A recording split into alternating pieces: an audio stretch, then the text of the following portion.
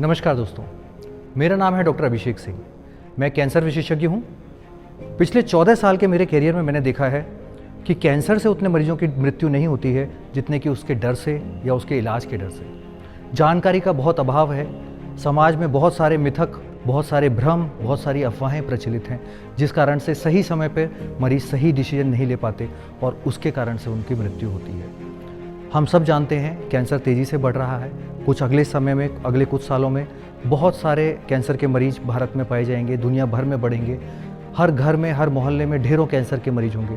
अगर हमें सही जानकारी है कैसे उससे बचाव करना है, अगर हमें सही जानकारी है किस समय क्या करना है, तो कैंसर से निजात पाई जा सकती है, कैंसर से ठीक हुआ जा सकता है। मैंने अपने जीवन का मिशन बनाया है कि मैं ज़्यादा से ज़्यादा सही जानकारी ज़्यादा से ज़्यादा लोगों तक पहुँचाऊँ। मैं उम्मीद करता हूँ कि आप लोग भी मेरा साथ देंगे और इस मिशन में ज़्यादा से ज़्यादा जाने बचाने में मेरी मदद करेंगे। मेरा नाम जगदीश अरोड़ा है। हम काशीपुर उधम सिंह नगर में रहता हूँ और हमारे माताजी के पेट में शुरुआत में दर्द हुआ बहुत। 2010 में धीरे धीरे इलाज होता रहा, उसका कोई फ़ायदा नहीं हुआ। फिर हमने एक अल्ट्रासाउंड करवाया, उसमें उनके पेट में रसौली दिखाई दी, उसका ऑपरेशन हुआ। ऑपरेशन होने के बाद रिपोर्टें गई, रिपोर्टों से पता चला कि माताजी को कैंसर है। हम बहुत घबरा गए थे। आसपास वालों का ये कभी रोग सही होता ही नहीं है, इसमें आदमी की मौत हो जाती है। और हमने आसपास लोगों से बोला, सब ने हमें हौसला नहीं दिया, हमें परेशान करा कि हाँ जी इसमें कुछ नहीं हो सकता। फिर हम कोई रिपोर्टर लेके मैं दिल्ली हॉस्पिटल में गया, उन्होंने बहुत बड़ा खर्चा बताया था हमें। फिर हमें बाद में पता चला हल्द्वानी में इलाज इसका सस्ता होता है। हम वहाँ गए तो वहाँ उन्होंने हमें एक स्टेटमेंट बना के दी, जिससे हमें प्रधानमंत्री राहत कोष से हेल्प मिली। उससे हमारी माताजी का इलाज हो गया। 6 कीमो चढ़ने के बाद माताजी बिल्कुल नॉर्मल हो गई और लगातार 6 साल तक हम अस्पताल से ट्रीटमेंट करते रहे। नॉर्मल रिपोर्टें आती रहीं, रिपोर्टें करवाते रहे हम। माताजी को भी साहस बढ़ गया कि हाँ भाई अब मैं बिल्कुल सही हूँ। दर्शना देवी जी जब हमारे पास आई थी तो उनकी बीमारी काफ़ी बड़ी हुई थी। उनका इलाज मैंने काफ़ी समय पहले, कई साल पहले जब मैं सरकारी अस्पताल में था तब शुरू किया था।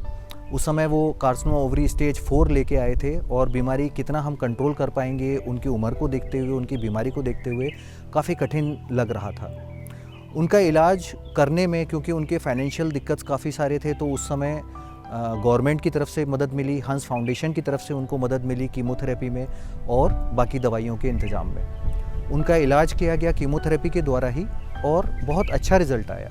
उनकी बीमारी पूरी तरह से कंट्रोल में हुई। समय समय पर वो आके चेकअप कराते रहते थे और उनकी बीमारी कभी दोबारा वापस आती हुई नहीं दिखी। जब हमारा दूसरी बार ट्रीटमेंट शुरू हुआ, कुछ इतना बेनिफिट नहीं मिल रहा था, तो फिर हम गंगाशील हॉस्पिटल गए, वहाँ से इलाज शुरू हुआ। 8-9 साल निकल जाने के बाद उनकी बीमारी दोबारा वापस आई। तब तक मैं वो गवर्नमेंट हॉस्पिटल छोड़ के प्राइवेट सेटअप में आ गया था और उन्होंने वापस जाके वहाँ इलाज कराना शुरू किया। लेकिन उनको कोई सरकारी मदद नहीं मिल पा रही थी, किसी प्रकार का कोई और फाइनेंशियल हेल्प जैसे पहले हंस फाउंडेशन से मिली थी वो नहीं मिल पा रही थी। तो वो ढूंढते हुए मुझे बरेली तक पहुँचे। वहाँ पे मैं डॉक्टर अभिषेक ने बताया कि हंस फाउंडेशन से भी हेल्प मिल सकती है, तो उन्होंने एप्लीकेशन बना के दी, तो हमें हंस फाउंडेशन से भी हेल्प मिली। तो जिससे हमारा बरेली गंगाशील हॉस्पिटल में इलाज होता रहा, तो उससे हमें बेनिफिट बहुत सही हो गया और सही चलती रही माता जी। बरेली में उनको 8 कीमो लगी, जिसके बाद उनकी बीमारी नॉर्मल हो गई और उसके बाद उनको लगा कि अब मैं बिल्कुल ठीक हूँ, स्वस्थ भी थी, चलती फिरती थी। वहाँ हमने उनका इलाज दोबारा शुरू किया। 2nd लाइन कीमोथेरेपी उनकी लगाई, 3rd लाइन कीमोथेरेपी उनकी लगाई। उनकी कीमोथेरेपी का इंतजाम हम करते थे, हैप्पी पपेट के थ्रू उनको कीमोथेरेपी देते थे। और वो जब भी आती थी वो मेरी बेटी के लिए चॉकलेट लेके आती थी, वो मेरी बेटी के चॉकलेट का इंतजाम करती थी। हमेशा बेटा मुझे मानती थी और एक बेटे की तरह मैंने उनकी जितनी सेवा कर सकता था पूरी करी। हमारे हंस फाउंडेशन से कुछ पैसा मिला था, जिसका वो ख़त्म होने के बाद डॉक्टर अभिषेक जी ने अपने पास से हमें ट्रीटमेंट करवाया। 8 कीमो उन्होंने अपने पास से चढ़वाई गई और उसके बाद लॉकडाउन हुआ। लॉकडाउन में हम आ जा नहीं पाए कहीं भी, तो उसमें थोड़ी बीमार हुई और हमें ब्लड भी चढ़ाने की जरूरत पड़ी। हमें प्लेटलेट्स भी चढ़वाई उस समय। उनकी आखिरी रिपोर्ट में बीमारी का कहीं कोई नामो निशान नहीं था, वो बीमारी से मुक्त थी। लेकिन कोरोना और कोविड के टाइम पे उनकी तबीयत ख़राब हुई, उनको कोविड हुआ। उनकी हमने जितनी तरह से मदद हो सकती थी दवाइयों के थ्रू करने की कोशिश करी, लेकिन जो वो निमोनिया था वो बढ़ता चला गया और उनकी जो दुखद मृत्यु है वो कोविड के समय पर हुई, जहां हम उनकी मदद ज़्यादा नहीं कर पाए। हम डॉक्टर से सलाह लेते थे, वो हमें दवाई बताते थे, हम लोग उनका इलाज, ट्रीटमेंट, गोली वगैरह करते रहे हैं। अब एकदम उनको निमोनिया की कसर हुई, जिससे कि उनकी डेथ हो गई। डेथ इसलिए हुई कि उन्हें निमोनिया हो गया था, ठंड ज़्यादा लग रही थी, तो इस बार एक्सपायर हुई। 74 एज में एक्सपायर हुई हैं। और हमें उनका दुख तो है बहुत। सत्संग में जाती थी वो, तो वहाँ लोग चौंकते थे कि नहीं इतना बड़ा रोग है तो भी यहाँ आ जाती हैं। सब लोग उन पर गर्व करते थे कि यहाँ भी सत्संग में सेवा में चलती रहती थी। वो हर समय पहुँचती थी सेवा में। दिल्ली भी जाती थी, अमृतसर के पास जगह ब्यास है वहाँ भी जाती थी, काशीपुर लोकल सत्संग में जाती थी। कोई उन्होंने सत्संग मिस नहीं करा। कई लोगों ने कहा था दोबारा कैंसर होने पे बिल्कुल सही होता ही नहीं है, लेकिन उसमें भी हमारा माता जी बिल्कुल सही हो गई।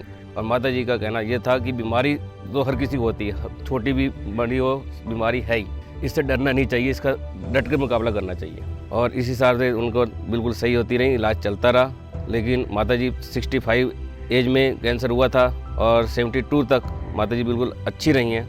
लेकिन इतने समय तक स्टेज 4 की बीमारी का रुके रहना, बचे रहना और दोबारा ठीक हो जाना और इस उम्र में ठीक हो जाना, ये बहुत सारे मरीजों के लिए प्रेरणादायक है कि कैसे सही समय पे इलाज कराने से बीमारी पूरी तरह से ठीक हो सकती है, कैंसर को हराया जा सकता है। हमें इस बात की गर्व है कि उनकी डेथ कैंसर से नहीं हुई, निमोनिया से हुई है, जो कि हर किसी को हो ही जाता है। तो एज भी हो गई थी उनकी और कभी लास्ट तक उनको घबराई नहीं, क्योंकि इस बीमारी देख के घबराना नहीं चाहिए, लोगों की बातों में नहीं आना चाहिए। इलाज ज़्यादा महंगा नहीं है, इसका इलाज आप कर सकते हैं, सस्ता भी इलाज है, महंगा भी इलाज है। आप हॉस्पिटल में आइए, हॉस्पिटल से चेकअप करवाइए, एक नहीं दूसरे से राय लीजिए, किसी को उल्टी सलाह मत दीजिए, नीम हकीमों के चक्कर में ना पड़िए और इसका अच्छे डॉक्टर से ही इलाज करवाना जरूरी है।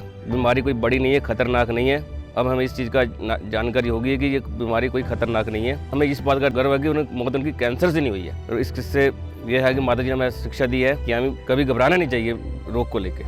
तो देखा आपने कैसे इस वीडियो में दिख रहा है कि मरीज कैंसर का हो, बड़ी अवस्था का हो या फिर दूर दराज के इलाके में रहने वाला हो, वो भी अगर सही समय पे सही डिसीजन ले तो ठीक हो सकता है। ये जानकारी हमें ज़्यादा से ज़्यादा लोगों तक पहुँचानी है। आपके पास भी अब आपकी उंगली की ताकत है। अगर आपको ये वीडियो अच्छा लगा है इसे लाइक करिए, इस चैनल को सब्सक्राइब करिए और इसको ज़्यादा से ज़्यादा शेयर करिए ताकि आप ज़्यादा से ज़्यादा जान बचाने में भागीदारी कर सकें। धन्यवाद।